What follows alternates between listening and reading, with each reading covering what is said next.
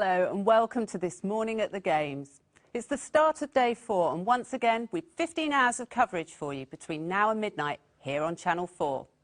The action's coming thick and fast, and if day 4 turns out to be half as good as days 1, 2 and 3, we're in for another real treat.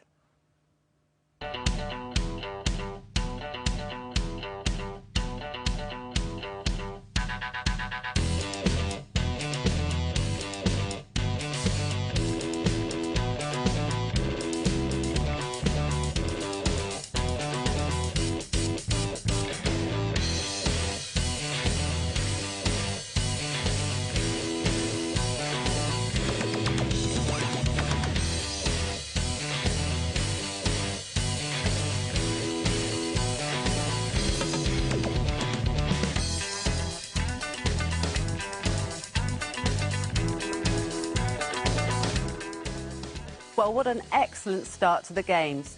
And Britain are currently second behind Spain in the medals table. The Spanish lead by the virtue of their 8 silvers to Britain's 4. Then come China and the USA, France, Australia and Canada, all within 3 golds of each other. Now, most of Britain's medals so far have come from the pool, but that's not the only place where we have genuine contenders. Here's a look at some of the other sports we'll be bringing you this evening. We've got team table tennis, where Great Britain are through to the final stages of the men's competition. And men's basketball, where GB face their biggest test against the mighty USA. And in the Paralympics' newest sport, Emma Brown is the favourite for gold in the women's powerlifting. Much more of that to come. And just a reminder that we're on Channel 4 from now until 5 o'clock this afternoon. We'll switch to more 4 between 5 and 7, then it's back on Channel 4 from 7 until midnight. Right now we're heading for the Athletics Stadium, a gorgeous day here in Sydney, and everyone's waiting to see the one and only Tanni Grey-Thompson. This is the event that Tanni Grey is most worried about in her repertoire. Well, it's the American Galley who gets the good start, and right on this side, Sherry Blowett is absolutely flying. Tanni Grey has been left, but she's coming through powerfully now, right in the middle of the field. Tanni Grey comes storming through in the last 50 metres. It's gold medal number 2 for Tanni Grey-Thompson. Sherry Blowett took the silver. She won a bronze in the 800 metres, so that's promotion from her. And Porcelato from Italy, a late charge for the Italian for the bronze. But Tanni Grey-Thompson, after a very poor start, absolutely powered away through the field. Gold medal number 2 for Tanni, 17.29 ahead of Sherry Blowett of the United States, with Porcelato 3rd for Italy. So another hugely impressive performance by Tanni Grey-Thompson, and here she is talking to Mark Foster. Your second gold medal. Oh yeah, my 100 was definitely my weakest going in, so really shaky on the start, but having Sherry Blowett right on the outside helped, so it gave me quite a good tow through. And once I knew I could get with her, then that was it. So glad that one's out of the way. Wonderful stuff from Tanni. And we'll see plenty more action on the track later in the programme. But now we're going to turn our attention to the pool and the men's 400 metres freestyle final, in which Great Britain's duo of Andrew Lindsay and Dave Roberts were hoping to cause an upset against former world record holder New Zealand's Dean Booth. The commentator is Stuart Story. This is Booth of New Zealand, and this is way inside world record schedule, and is chased by Dave Roberts, and Roberts is inside world record schedule. Look at Roberts up his stroke now, and he's coming through, and this is Booth versus Roberts of Great Britain. Roberts at the top of your picture, these two. Oh, Booth just gets it from Roberts, and look at the time, 4:53.75. A new world record then for Dean Booth. But what about that performance from our own Dave Roberts? 4:53.86, so close to gold. David, absolute drama. The 5-minute barrier has gone, and a silver medal for yourself. Over the moon. Massive, massive PB. The man put up a good race next time. But, you know, I come here, it's my first ever major competition, and I'm more than happy. The pacing was almost perfect, coming in so strong at the end there. Took the first 100 out a wee bit too easy, but that's something to aim for next time. I'm not disappointed. He had to break the world record to beat me. A fine effort then from Dave Roberts, and judging by that performance, a gold medal can't be too far away. As promised, it's time for a break now. When we return, we'll be back at the track to see if Danny Crates can take gold in the 400 metres. See you in a couple of minutes.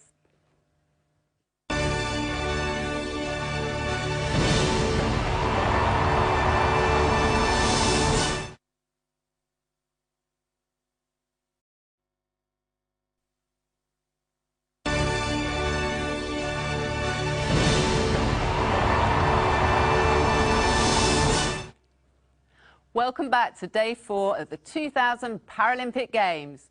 I'm joined now by Boris Johnson, and I'll be talking to him later on in the programme. Just a reminder that we're on Channel 4 for the next half hour. Then we switch to more 4 between 5 and 7 before spending the rest of the evening back here on the main channel. Time to go back to the track now to see if Danny Crates can add to that Great Britain medal haul in the 400 metres final. Danny Crates, coached by A.O. Falola, who will have brilliant memories of this stadium because he coached Donna Fraser to 4th place in the Olympic final. Danny Crates, a training partner of Donna Fraser, gets away well. And outside Danny Crates is Fernandez of Spain, and already Crates is closing him down, but 2 inside Danny Crates. Heath Francis of Australia, a massive cheer for the Australian. And Sousa of Brazil is just going past Danny Crates as they approach 200 metres. 2 from the outside is Lansima of Nigeria. He's just 17 years old. He's running well. And outside him, Liang of China. But here comes the Brazilian Sousa and the Australian. Danny Crates has got a bit of work to do. 100 metres to go. The Australian hits the front for the first time in the race. Heath Francis of Australia. Can he hang on? Can Danny Crates come back? It's so close. I think it's going to be Australia just. Heath Francis wins it, Sousa in second, and Danny Crates, oh, how he tried. He picks up a bronze medal, but this young Australian cannot believe what's happened. Disappointment for Danny Crates there. 50.39, not quite good enough for gold. But a bronze is certainly no disgrace. Danny, you can't do more than that, a lifetime best in the final.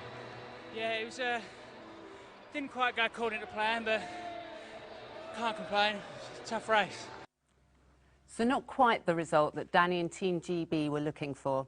I think we all felt for him there. So another bronze to add to the medal table, and I'm sure that won't be the last one we see today. Now, one man who's keen to see the medals come rolling into us today is in our studio, and that's Boris Johnson. Boris, welcome to Channel 4. Hello, Kristina. Lovely to meet you. And you. Now, these games are really shaping up to be one of the best ever. What sort of legacy do you think that's going to leave disabled people throughout the UK? I think it will leave a fantastic legacy. I think the Games will be one of the best that have ever been seen, Paralympic and Olympic Games. I think that it will leave a legacy in that transport accessibility is going to be vastly improved. Let's hope so. Let's hope so. Now, I know you're a keen cyclist, Boris. What's the velodrome looking like? Oh, the velodrome's looking amazing. I'm quite keen to hop on a bike and give it a go, to be honest, if I was more sporty. But yes, it's looking wonderful. It's complete now, I think. Yeah. And who's your money on in the cycling? Any favourites? I'm after Darren Kenny myself. Thank you, Darren Kenny. That's what I must admit. I've been very busy. I've not been keeping up to date. But if you say Danny Kenny, Kristina, then I'm going with that one. That's great. You've got to support a Brit, Boris. Yeah, that's a very good point. Yes. So what events have you managed to see whilst you've been here? Not many, actually. I've been working quite hard, cycling to and from. I haven't managed to catch anything, but I will be shortly, yes. And has all your work paid off, do you think? I do. I think that these Olympic Games and Paralympics will be the best Games, and I'm proud of not just my work but the entire team that has worked to secure this and to make it as successful as I know it will be. That's brilliant. Thank you ever so much for coming in. Thank you, Kristina. Now, one athlete who's no stranger to gold medal success, is New Zealand's champion sprinter, Tim Pendergrast. And he looks set to do it all again on the track tonight in the T13 800 metres sprint. I caught up with Tim earlier this week to find out what he does when he's not busy winning medals. Now, Tim tells me he's a bit of a music fan and is a keen collector of vinyl. He's even spun a few discs DJing as a younger man. Not an unusual pastime, but quite difficult for somebody who's lost his sight. One thing he hasn't lost sight of, though, are those medals, and tonight he's going to inspire a new generation on the track. Best of luck, Tim. Now, finally tonight, a look at the medal table.